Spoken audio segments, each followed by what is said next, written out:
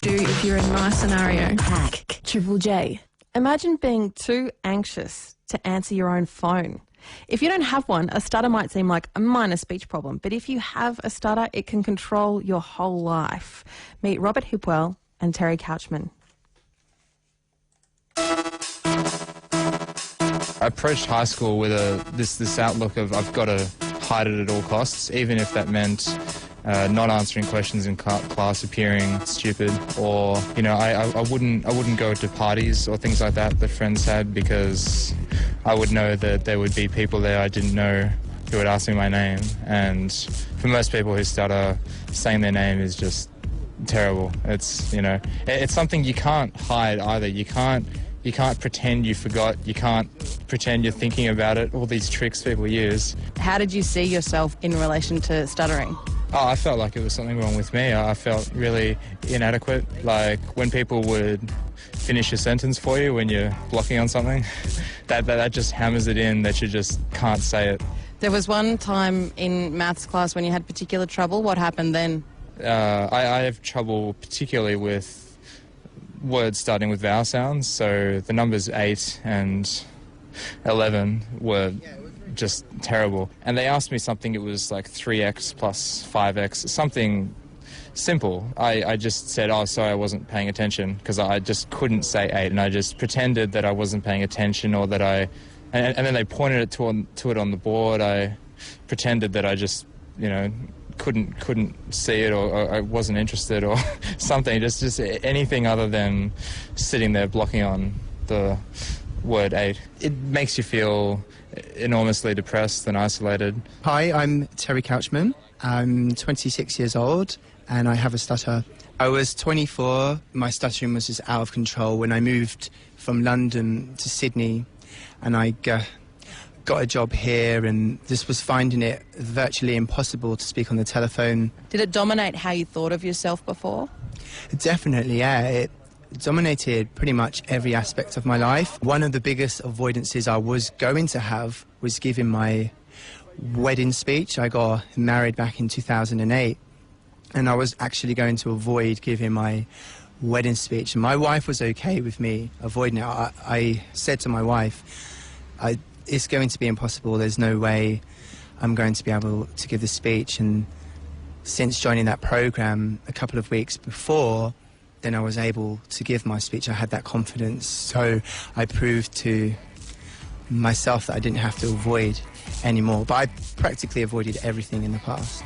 How much of a revelation was that for you, realising that it's maybe not as big of a deal as you thought that it was? Life-changing completely, because going from thinking that this thing controls your life and people don't want you to stutter on a word or to block, and then to go from that and change your mind frame to, well, actually, it's totally fine if I do stutter. So I think my life's changed now for that fact that I no longer avoid. I put myself out there to speak, and I'm not afraid of my stutter anymore.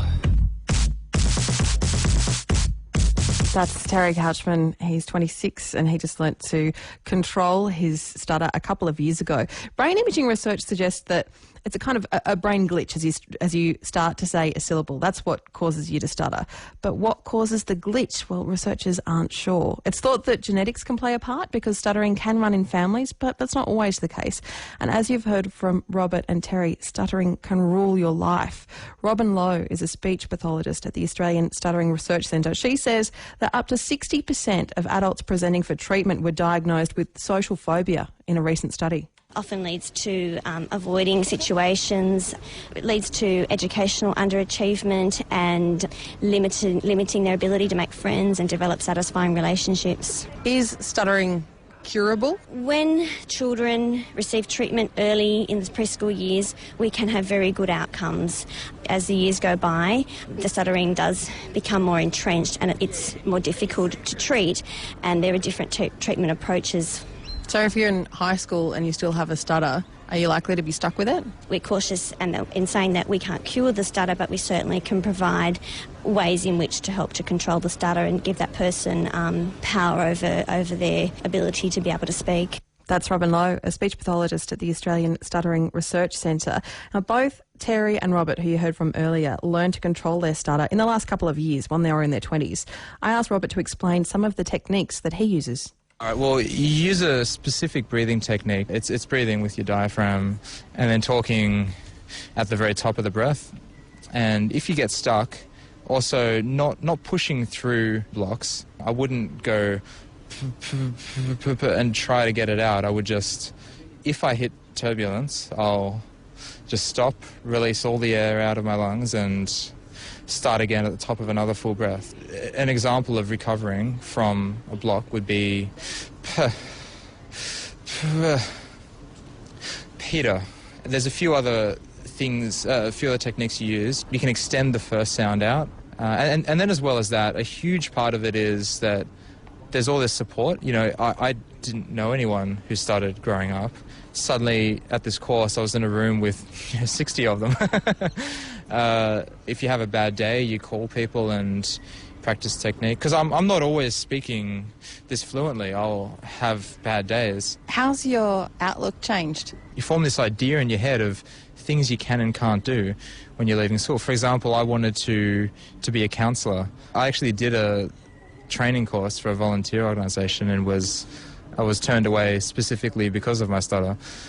So now I'm planning on going back, studying psychology again. I've been working in a supermarket for a little while, stacking shelves. I didn't have to talk, so it suited me fine.